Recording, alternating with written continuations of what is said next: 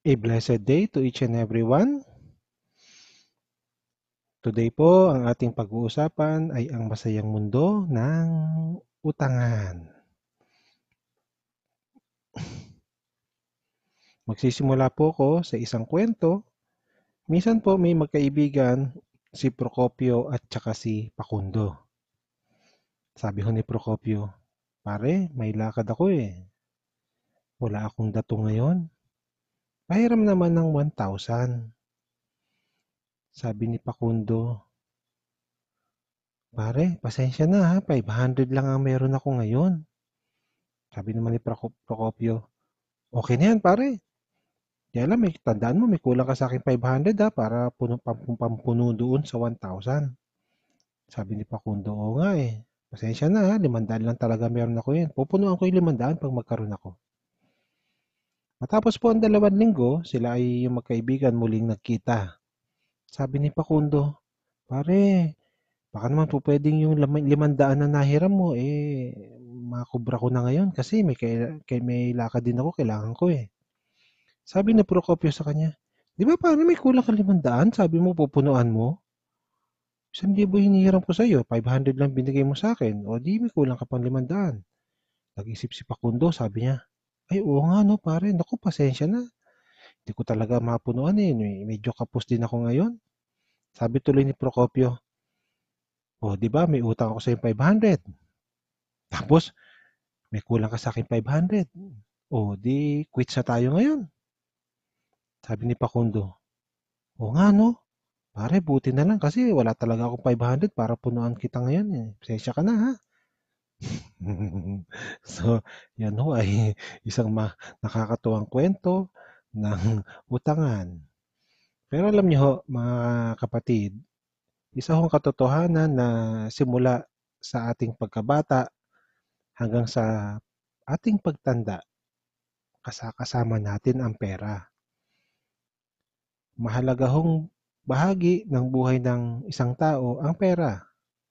Gustuhin man ho natin o hindi, yung utangan ho ay tinatawag na bahagi ng financial cycle ng isang tao. Darating at darating ang panahon na may manghihiram sa iyo o di naman kaya darating ang panahon, ikaw naman yung manghihiram. Ang panghihiram po o ang magpahiram ay realidad daw po sa buhay ng isang tao. Isang bagay na napakahirap iwasan. So ang atin pong topic for today, ang title po niya ay Utang, Kailangan Ba Kita?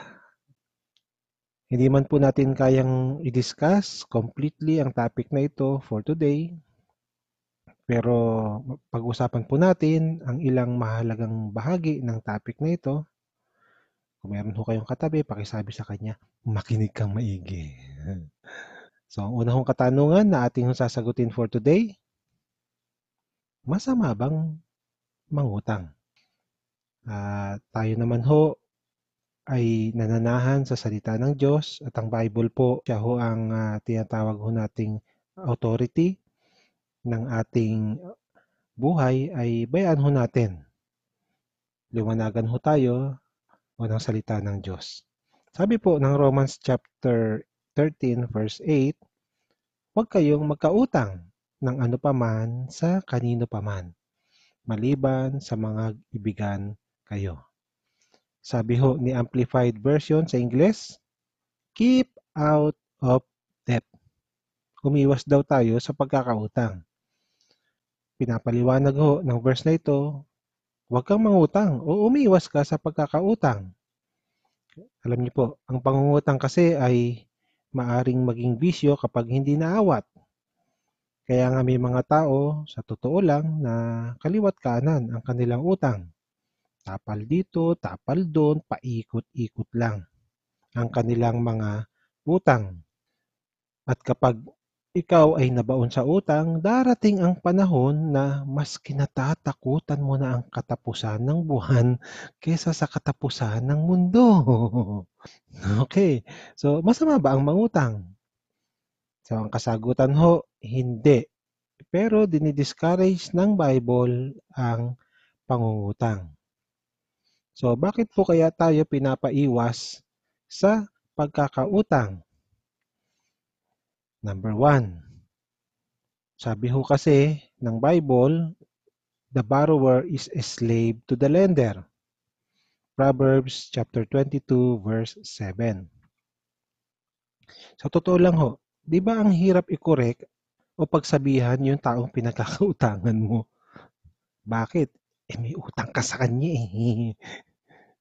At kung may ire-request naman siya sa'yo, ang hirap din tumanggi. Bakit? Kasi nga may utang ka. Paano kung mata pobre pinagkautangan mo? Wala kang magawa kung lait-laitin ka. Bakit? May utang ka nga. Pangalawa, why should we avoid debt? Kasi dinideprive tayo ng bagay na ito, yun sa tinatawag na pribilehiyo na magtanim at mapagpala. Simple lang naman ho sinasabi ng Bible na magtanim ka, ikaw ay aani. Magbigay ka, babalik sa'yo, siksik liglig nag-uumapaw.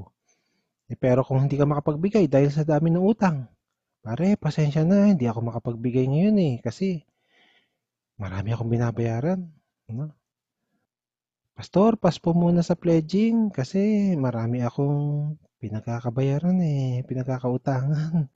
So nade-deprive tayo ng pribilehiyo na makapagtanim at mapagpala ng Diyos.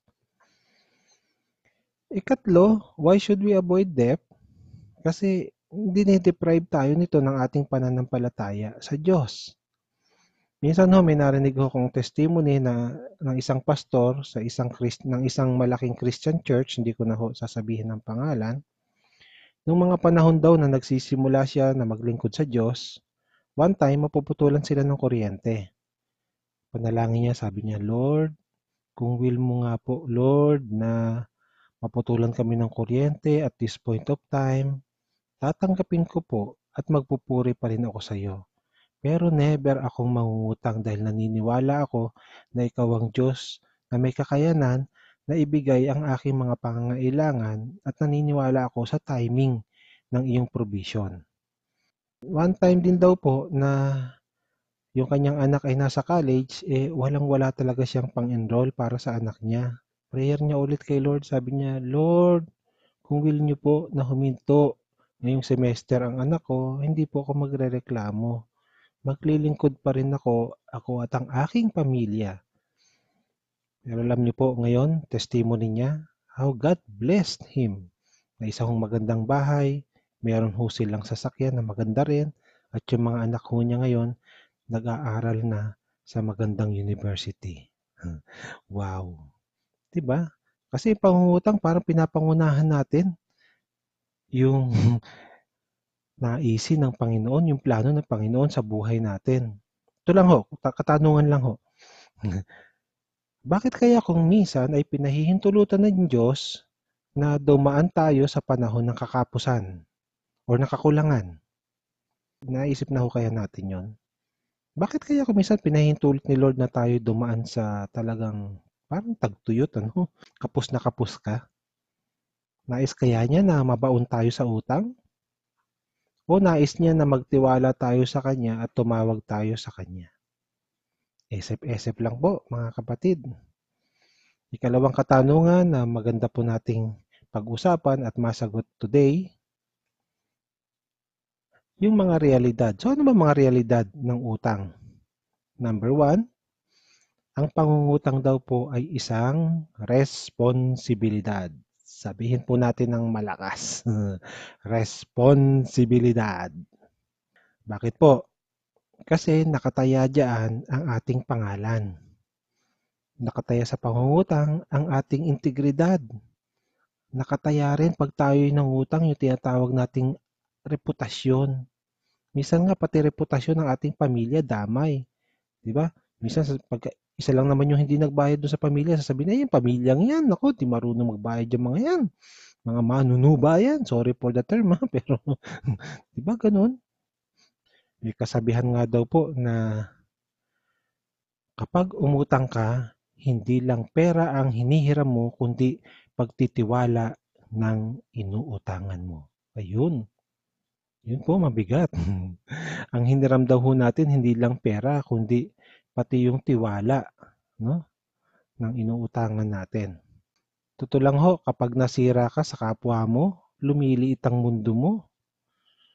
At pagka dumating ang emergency, baka yung panahon na yun, wala nang gustong tumulong sa'yo kasi sira ka na sa kanila. Pangalawang punto, ano ang mga realidad ng utang? Ito ay nakakaimpluwensya sa iyong tagumpay o paghihirap. Yun daw pong pagkakautang o yung pangungutang.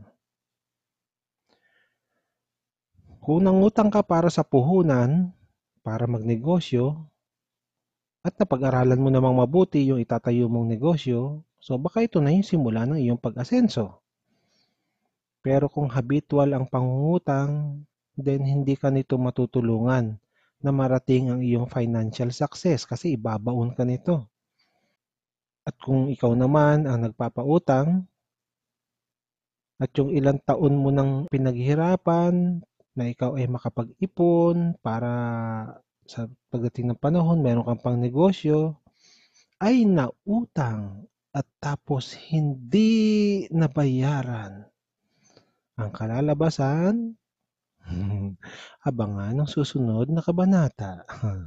Di ba? Gets po natin? Ikatlo, ang utang daw po ay may malaking epekto sa ating tinatawag na relationship. Bakit ko po nasabi? Di ba, kung minsan sasabihin ng nagkakautang sa atin, nakakahiya na umattend ng church, nakakahiya naman umattend ng life group kasi hindi pa ako makabayad ng utang. Kaya nga, sa isang church na inaatinan ho ng aking kapatid, para daw sa magiging member ng mga discipleship group nila, kasama ho sa mga rules, bawal ang utangan. Okay, kasama ho sa rules nila. Di ba, marami rin ang nagkakatampuhan, nagkakasiraan dahil sa utang, lalo na kapag panahon ng singilan. Di ba? Ikaapat po, may malaking risk ang pagpapautang. Ano kayang klaseng risk? Kasi ganito, maaring hindi ka mabayaran on time. Pare, pahiram ng ganito. Pare, kailangan ko yan sa katapusan ha. Kaya bago magkatapusan, bayaran mo sa akin ha. Kasi may paggagamitan ako niyan. Pagdating ng oras ng katapusan, gagamitin mo na yung pera. Biglang parang nag-rapture at naglaho yung nakautang sa'yo. Sa oras na gagamitin mo na yung pera, ikaw ang walang pera. Nakakaloka. Maaari rin po na ang risk po natin, posible namang mabayaran ka on time, pero hindi ka naman mabayaran ng buo. Kailangan mo rin, di ba? Ang worst case, hindi ka talaga mabayaran. Yung iyong pinaghirapan, yung iyong pinag-ipunan, hindi nabayaran. Risk po yun ng pagpapautang.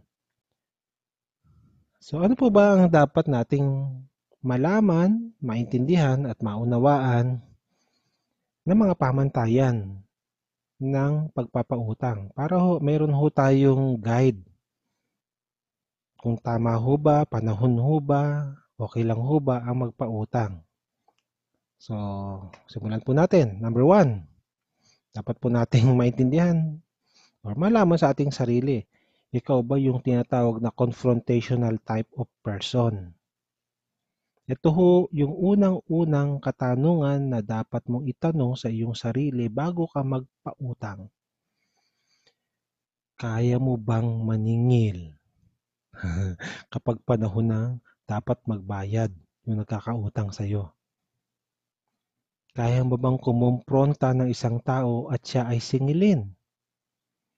Alam niyo, sa totoo lang may mga tao kasi o may mga kaso na Matapos manghiram, makalipas ang ilang panahon, nagkakaroon ng amnesia.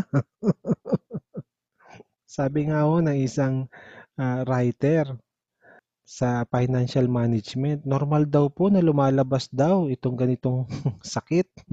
Pero hindi naman daw sa lahat ng nangungutang. Pero kapag nangyari ho ito, doon sa taong nagkautang sa'yo, kaya mo ba siyang harapin at singilin? Well, sa totoo lang ho, una sa lahat, karapatan mo yung maningil. Bakit? Lalo na kung due date nung napag-usapan nyo. Kasi nga, perang pinaghirapan mo, perang pinagtrabahuhan mo, perang nagtipid ka para makaipon, pinagtiisan mo para makaipon. Kaya hindi ho masamang maningil. Pero kung sa tingin mo ay natatakot kang masabihan na kapag ikaw ay naniningil, wala ka namang pakisama eh. Ginigipit mo naman kami para ka namang hindi babayaran eh. O, hindi ho malayong masabihan ho tayo na gano'n pag naniningil.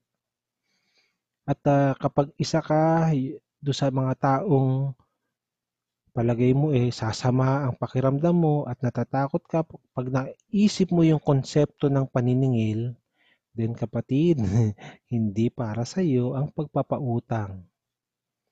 Pinakamaganda mong gawin, tumulong ka na lang. Maginhawa pa sa kalooban.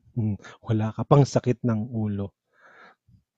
Pangalawa ho, na pamantayan sa pagpapautang, tignan ho natin. Good payer ba or good borrower ba ang ating pauutangin?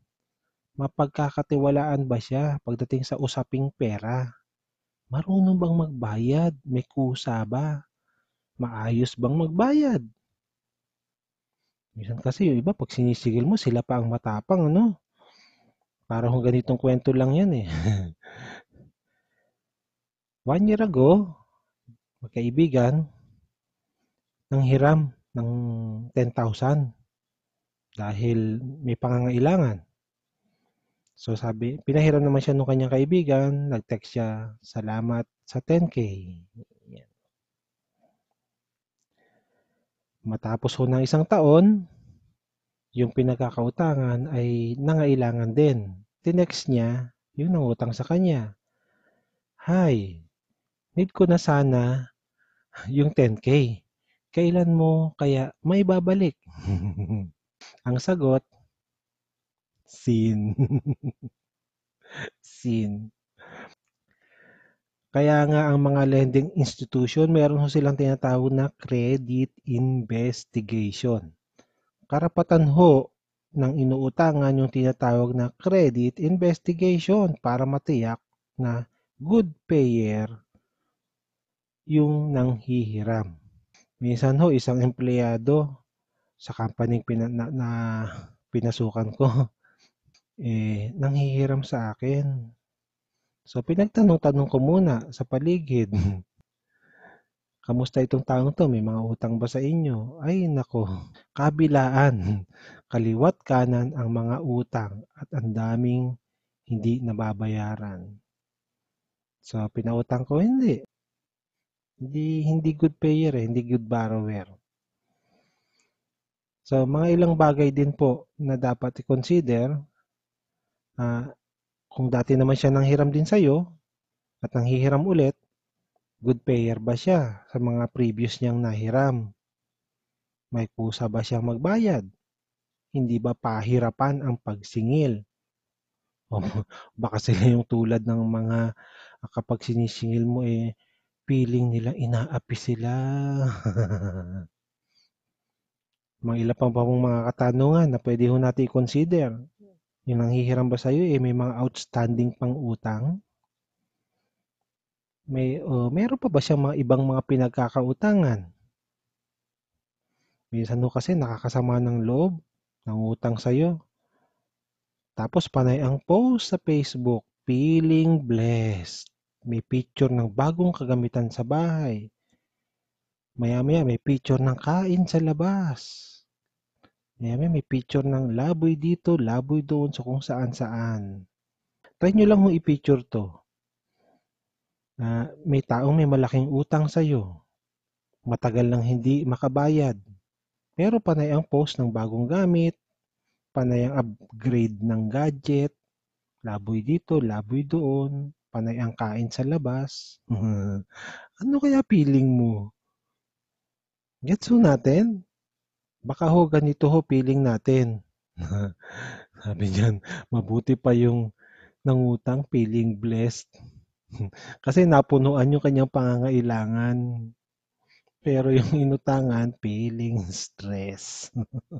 Ang hirap nga naman, worried ka doon sa pinautang mo at pinaghirapan mo, no? Kung mababayaran pa o hindi. Ikatlohong bagay, mga dapat ho nating maging pamantayan sa pagpapautang. Ikatlo, ano ang sitwasyon mo bago magpautang? Ganito lang po yan mga ka-friendship. May mga tao kasi na kahit gipit na, nakukuha pa rin magpahiram. Kasi normal ho o likas ho sa ating mga Pilipino yung magbigay ng tulong, no? Natural ho sa atin yung naaawa sa ating kapwa pag nangangailangan. Pero ganito lang ho mga kapatid, kung ang uutangin sa iyo ay budget mo para sa pagkain ng iyong pamilya, para sa pang-tuition ng iyong anak, para sa pambayad ng iyong bahay, pambayad ng ilaw, pambayad ng tubig, then we should learn to say no.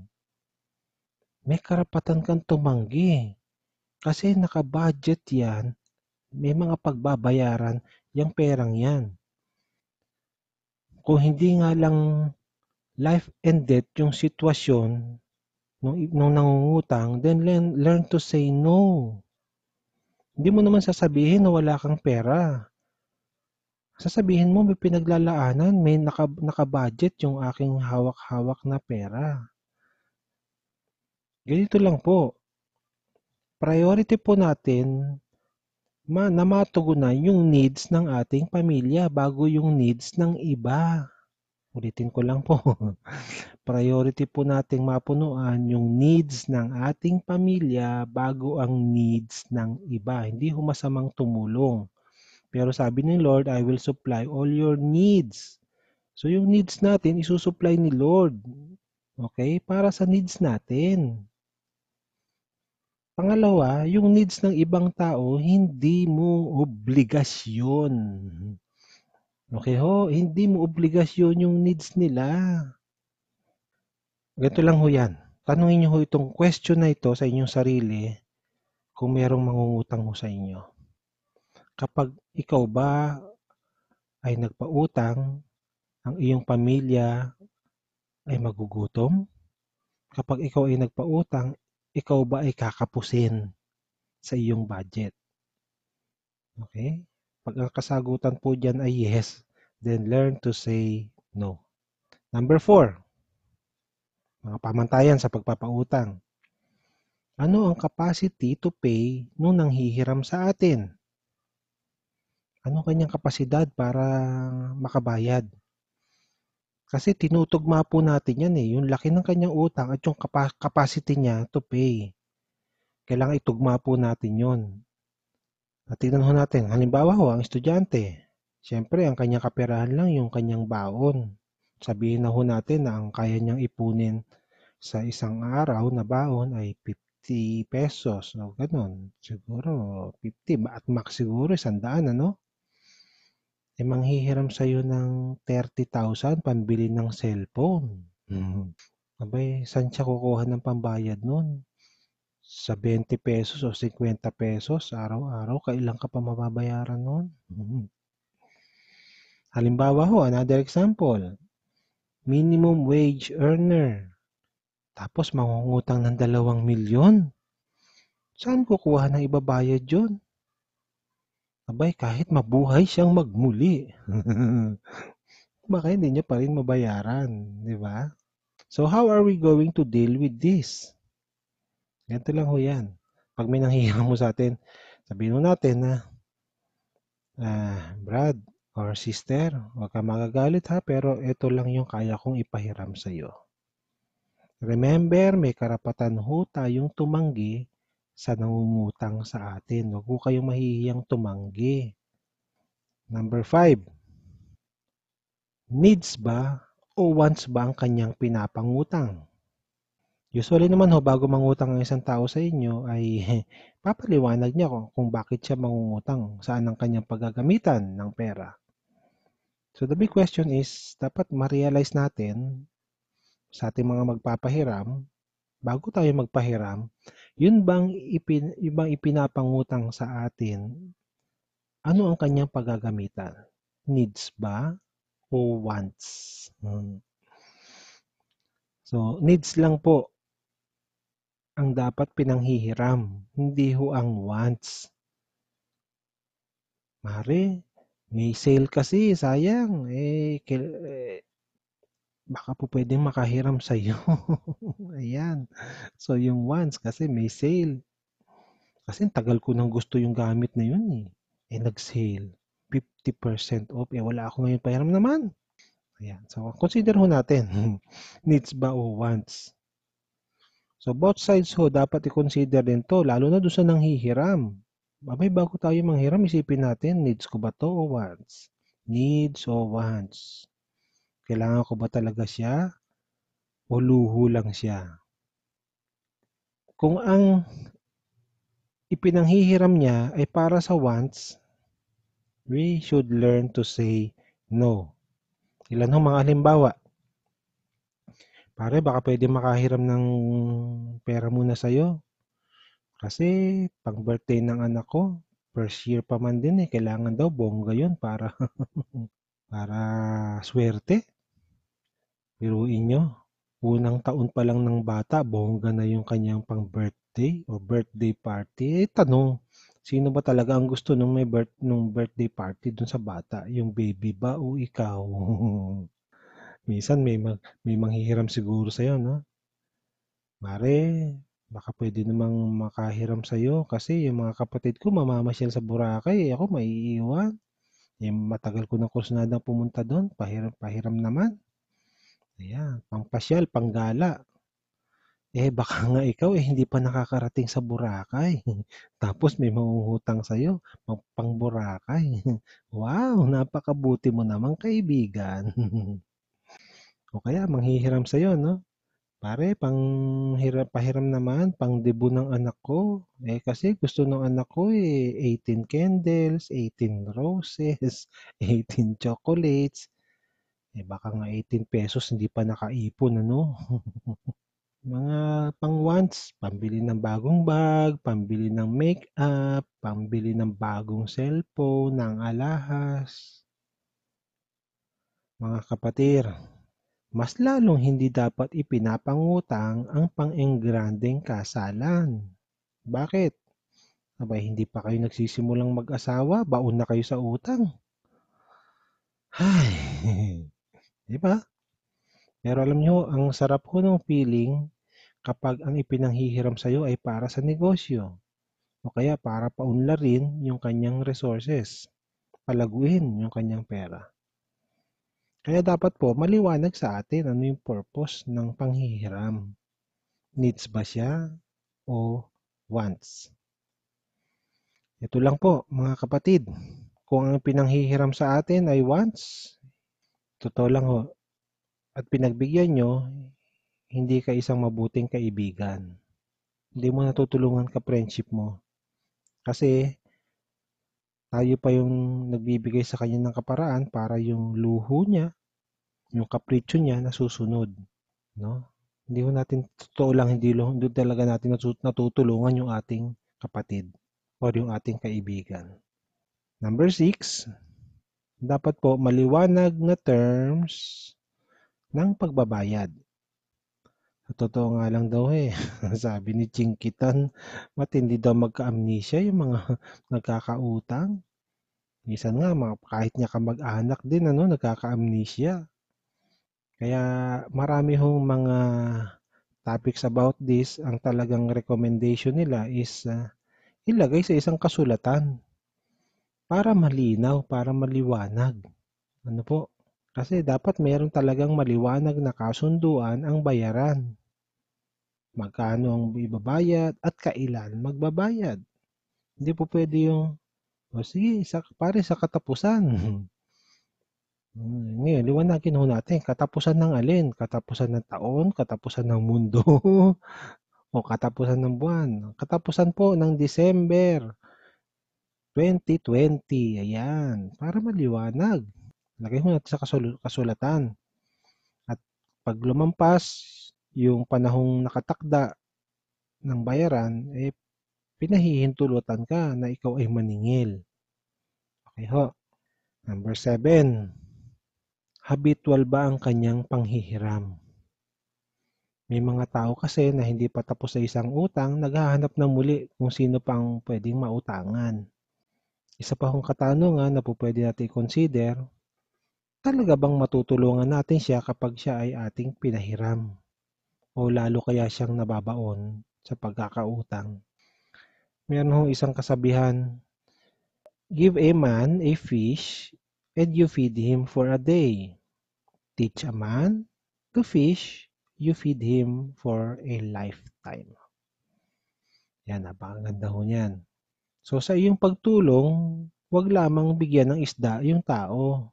Bagkus, turuan natin kung paano mangisda. Kasi ang binigyan mo ng isda, may possibility na babalik at babalik sa iyo para humingi muli ng isda. So turuan natin kung paano mangisda at hayaan natin siya ang mangisda. Okay po. So, fourth na bahagi ng ating topic, paano makakalaya sa pagkakautang. Ito naman para doon sa mga may pagkakautang. Meron daw hong isang tahanan, minsan nagkaroon ng tulo yung kanilang bubong. Ayan. Pero matapos ang ulan, nung maaraw na, tinapalan yung butas doon sa bubong na pinagmumulan ng tulo. Pero hindi nagtagal, may tumulo na naman dun sa may katabing bahagi ng tinapalan. So gayon ulit, sinahuran ulit at nang matapos ang ulan, hinanap yung butas at tinapalan. Di nagtagal, sa mga sumunod na panahon, nagkaroon ulit ng butas, malapit din doon sa mga dating nagkaroon ng butas. So gayon din, tinapalan muli. At yung problema, pabalik-balik lang. Meron ulit nagkakaroon ng butas at tulo. Kasi ang tunay talagang problema, hindi yung butas na bubong. Ang tunay palang problema ay yung kinakalawang at manipis ng bubong na dapat nang palitan. Kaya kung tatapalan lang yung problema, babalik at babalik lang yung problema. So gayon din ho sa utang. Hindi ka matatapos ng pagbabayad kung puro tapal ang gagawin natin kaliwat kanan. Dapat bigyan ng tamang solusyon yung utang. Ito ho ay isang picture ng isang vicious cycle. Magtatrabaho, pagdating ng sweldo, magbabayad. Ayan, di pa magtatagal ng 1 linggo o 2 linggo, nangungutang na ulit. At ngayon din, tatrabaho, pagdating ng sweldo, pambayad ng utang, then after a while, mangungutang ulit. So, hindi na natapos ang cycle niya ng pangungutang, pagbabayad, pangungutang, pagbabayad. Kaya nga, pagdating sa utang, merong katanungan na, may forever ba? May forever ba? So today, pag-uusapan po natin kung paano tatapusin ang problema ng pangungutang or pagkakautang. So ilang mga puntos po paano makalaya sa pagkakautang. Number 1, maghigpit ng sinturon. Pastor, wala po akong sinturon. Ako meron. Sisinturonin kita. Hindi, joke lang po yun. Joke lang. Sinasabi po lang po diyan, ng maghigpit ng sinturon ay magbago tayo ng lifestyle.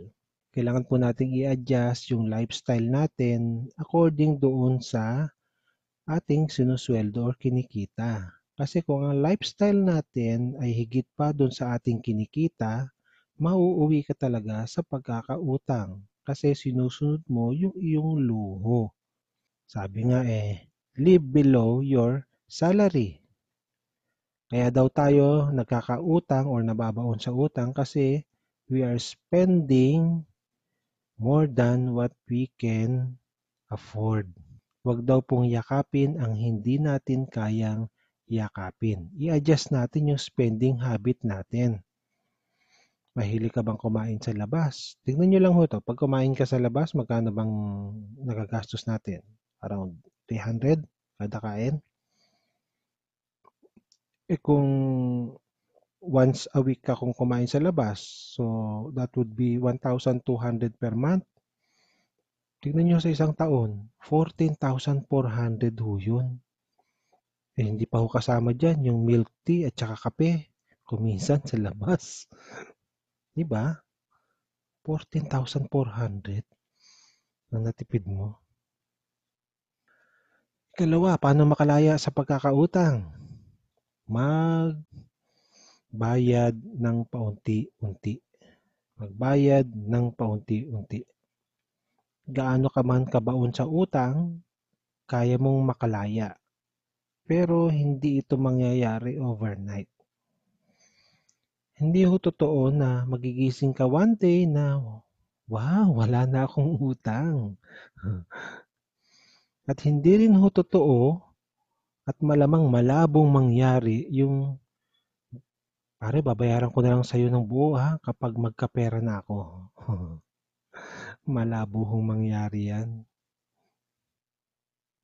Sabi ho ni Chinkitan sa isang libro niya, the most important thing in paying is not the amount but your willingness to pay your debt. Ang pinakamahalaga daw ho, hindi yung amount na yung babayad, kundi yung willingness mo to pay your debt. Yung utang. So harapin niyo ang inyong pinagkakautangan. So tayo magpakumbaba at makiusap, 'di ba? Nangutang na tayo eh. Mga kapatid, ito lang po yung kaya kong ibayad sa iyo every week or every payday. And then pay them faithfully. Faithfully. Kasi pag nakita nila yung willingness mo na magbayad, kahit pa unti-unti, pero regular at nakita nila na willing ka talagang makabayad, malay mo baka hipuin ng Panginoon ang kanilang puso at sila pa ang makatulong sa iyo para maalis ka sa iyong sitwasyon. Di ba? Number 3, paano makakalaya sa pagkakautang? Magkaroon ng iba pang pagkakakitaan. Be open-minded in opportunities. Maghanap ka ng posibleng sideline. Ano ba yung mga other opportunities na pwedeng pagkakitaan? Magdoble sipag ka kung gusto mong makalaya sa utang at kung gusto mong umasenso, ganun talaga yun. Dito sa amin sa subdivision, nung nagsimula ho kami dito, ang problema ho dito ay malinis na inumin. So may isa homeowner po dito na nag-iimbak ng mineral water sa kanilang bahay. Pero wala siyang water station. So nagbabahay-bahay siya sa mga subdivision para mag-supply ng inuming tubig. So bisikleta lang na may sidecar yung pang-deliver niya. Makalipas ho ng ilang panahon, ngayon may sarili na siyang water station. Meron na rin ho siyang 4 wheels na pang-deliver ng tubig. O, di ba? Nakakatuwa. Self-made millionaires, sabi ho ng isang study, they have 3 to 4 or to 5 sources of income. Yung mga ang kwento ho ay from rags to riches. Nagsimula na sila ay mahirap. Nagsimula na sila ay baon sa utang. Well, hindi ho sila huminto ng kanilang mapagkakakitaan. Until na dumating sa panahon na yung kanilang pagpapagal ay nagbunga na rin at sila ay nakaalis sa pagkakautang at eventually ay umasenso. Ika-4, paano makalaya sa pagkakautang? Magbenta ng nasa loob. Mga kapatid, mahal na ho ang liver ngayon. Hindi ho yung nasa loob na yun ang aking sinasabi. Joke lang po yun. Huwag niyong ibebenta ang inyong lamang loob. Magbenta ho tayo ng mga gamit sa loob ng ating property. Kung ang salary ho natin hindi siya enough na pangbayad ng utang, Lalo na kung yung utang tumutubo, then i-consider natin na magbenta ng mga kagamitan. Tignan mo natin sa bahay, ano ba yung mga asset na po pwede natin i-liquidate at ipangbayad. Mga pag-aari na pwede nang ibenta. Hindi mo matagal mo nang hindi nagagamit. Halimbawa ho, jewelry. Tanong ho, kung maibenta mo ba yung mga alahas mo, mababayaran mo ba lahat ng utang mo? Opo, pastor, mababayaran ko po. Kaya lang, yung mga alahas na yan, regalo po sa amin. Nung kasal namin, meron niyang sentimental value. Well, kapatid, it's up to you na mamili ano ba yung gusto mo. Yung alahas at meron ka pinoproblemang utang at hindi ka makatulog o yung wala kang alahas pero wala ka namang utang at ikaw ay nakakatulog ng mahimbing at wala kang kailangang iwasang tao. So, ikaw mamili nun kung ano mas gusto mo, di ba? Kaya nga sabi nung isang kanta no, let it go, I'm one with the wind and sky. Let it go, let it go. Pakawalan mo na ang iyong alahas. Pakawalan mo na yung sentimental value. May narinig ko sa isang financial counseling, mag-asawa daw ho nabaon sa utang. So lumaki yung utang dahil sa tubo. Sabi nung nagka-counsel sa kanila, magkano ba ang total yung utang ngayon? Nasa mahigit 300,000 na po. At halos 100,000 po doon ay yun yung galing sa tubo. So sabi nung nagka-counsel sa kanila, anong property ang meron kayo ngayon? Sabi ng mag-asawa, umuupa lang po kami. Pero meron ho kaming kotse na katatapos lang hulugan. Bago pa ho yun. Sabi nung nagka-counsel sa kanila, tingin mo, magkano mo kaya maibibenta ang iyong sasakyan kung sakaling ibenta mo ngayon? Nagtinginan yung mag-asawa. Sagot ng mister, siguro ho mga around 500,000 may bibenta ho namin yung sasakyan na yan. Sabi nung nagka-counsel, di pag-usapan niyo mag-asawa na ibenta yung sasakyan para mabayaran yung utang. Sabi nung misis naman, pero pinaghirapan po namin ipunan yung car na yan. May sentimental value po yan. Una naming sasakyan yan eh. Sabi nung nagka-counsel sa kanila, well, mamili ka. Pwede namang andiyan yung sasakyan mo, pero andiyan din yung utang mo. O pwede namang ibenta mo yung sasakyan mo, babayaran mo yung 300,000 na utang mo at meron ka pang excess na 200,000. O di bumili ka muna ng isang second hand na sasakyan. Meron ka pa rin namang service. At wala ka pang pinoproblemang utang. Kung meron ka namang mamahaling cellphone at kayang ipambayad ng utang, pag-isipang ibenta. Tapos bumili ka muna ng low-end na cellphone. Totoo lang ho, wala naman ako nakitang ikinamatay yung low-end na cellphone. Di ba? Number 5, paano ho makakawala or makakalaya sa pagkakautang? Number 5, huwag dagdagan ang utang. Utang na loob, huwag mong dagdagan dahil hindi ka matatapos ng kababayad kung dagdag ka ng dagdag. Narinig ko rin ho sa isang financial counseling, tanong sa kanya nung nagka-counsel, paano ba lumaki yung utang mo? Naengganyo po akong gumamit ng credit card. Nung lumaki na yung utang ko, tumutubo na, nag-open ho ulit ako ng isa pang credit card. So, nangutang ako ng cash dito, ipinangtapal ko dun sa una. Kaya lang hindi naman nabayaran lahat dun sa una, kaya nadoble yung utang ko, parehong tumutubo sa unang bangko at sa pangalawang bangko. Nag-open ulit ako ng isa pang credit card, sa ikatlong bangko. Nag-cash advance ako para ipantapal doon sa unang bangko at sa pangalawang bangko, hindi pa rin natapalan lahat, nabayaran lahat. Kaya naging 3 na yung tumutubo. Tinanong siya, ngayon magkano na talaga ang utang mo? Sabi niya, umaabot na po ng 1.2 million at hindi na po namin alam ang aming gagawin. O, di ba sakit ng ulo? Wag mong dagdagan ang utang. Hindi ho solusyon yung utang para ipambayad sa dating utang. Gagawa ka ng isa pang utang, pambayad dun sa dating utang. Pinapahirapan mo lang ang sarili mo, kapatid. Wag dagdagan. Number 6, alamin ang laki ng utang at mag-prioritize. Kung mag-asawa ho, mag-usap kayong mag-asawa kasi kung minsan hindi alam nung isa yung utang mo, hindi naman din alam nung isa yung utang nung isa. So, lay down nyo ho. Ano ho yung mga pagkakautang ni Mister, ano yung mga pagkakautang ni Mrs. Then, i-determine nyo yung mga amount. So, para may big picture po kayo para mas maintindihan nyo at may prioritize nyo kung alin ang dapat unang bayaran. Lalong-lalo na kung tumutubo yung ilan doon. Ano yung may pinakamalaking interest. So, yun ang dapat unahin. Kasi, hindi ko kayo matatapos sa pagbabayad. Lalo't kung mayroong mga ang laki ng tubo. Then, number 7, maging mabuting katiwala ng pagpapala. May kasabihan nga ho na you are blindly using your money if you don't have a budget system. So the question is, gumagawa ka ba ng budget?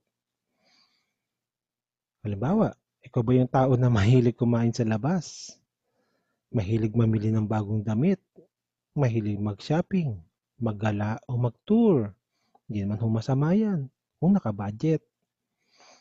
Wala akong problema yan kung ang gagastusin mo na galing sa budget.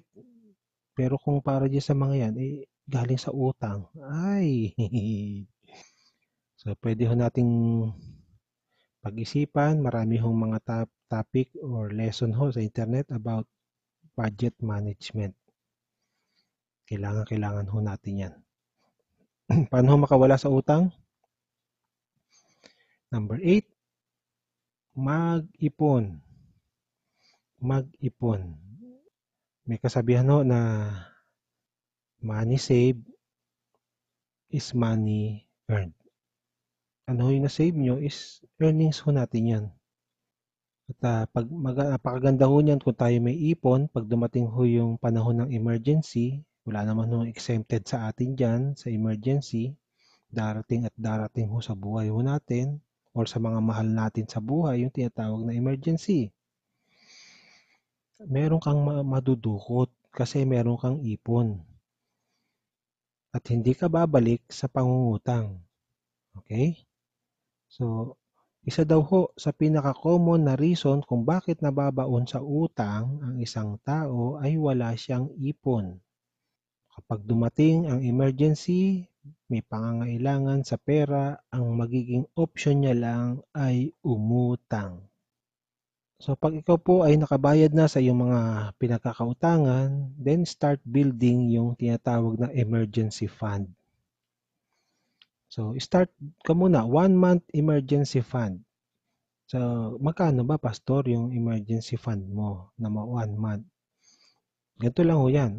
Kung ang total mong gastusin or tinatawag na operating cost sa isang buwan, halimbawa ay 15,000, then ang emergency fund mo for 1 month ay 15,000. Then, pag nakabuo ka na ng 1 month na emergency fund, i-extend mo ng another 2 months or 3 months. So, meron kang, kung 2 months emergency fund, so meron kang ipon na 30,000. Kung sakali mang magkaroon ng emergency at nagamit mo yon, then pag-ipunan mo ulit at punuin mo yung 30,000, yung 2 months na emergency fund. Ang suggestion nga po ng marami ng iyong emergency fund ay ilagay mo sa bangko. Mas maganda po kung nasa libreta, wag sa ATM. Yung pahirapan ang pag-withdraw para hindi ka matempt na gastusin yun. Kailangan ho natin to kasi sabi ko nga, wala hong exempted sa emergency, sa mga emergency situation. Minsan ho, may darating na kasakitan or hospitalization or accident. So, kailangan ho tayo ng pera. So, saan ka kukuha kung wala kang ipon? Yung tinatawag hong sale, hindi ho siya emergency. Okay? Kasi kung wala ho tayong emergency fund at ikaw ay mga ilangan, babalik ka ulit dun sa kahihiyan ng pangungutang. Okay ho, yung emergency fund, ilalayo ka nito sa panghihiram. And bayaan nyo ho akong magtapos sa isang nakakatuwang kasabihan. Sabi ho diyan, ang hindi marunong lumingon sa pinagkakautangan ay hindi na makakaulit kailan paman. So marami pong salamat sa pakikinig. Sana po makatulong sa bawat isa sa atin ang topic na ito at tayo ho ay makawala sa pagkakautang. Sa totoo lang ho, hindi ho dinesign ng Lord na tayo ho bilang kanyang mga anak ay nasa pagkakautang. Ang problema sa utang, nahihirapan sa utang dahil sa pangako ho ng Diyos sa kanyang salita, biyaya at pagpapala. Sabi pa nga niya na hindi ka mangungutang, kundi yun ay ikaw yung magpapautang. Okay? So marami pong salamat sa inyong pagtitiyaga at pakikinig. Pagpalain po kayo ng ating Diyos na buhay. Pagpalain po ang gawa ng inyong kamay. Pagpalain po ni Lord ang inyong buong sambahayanan.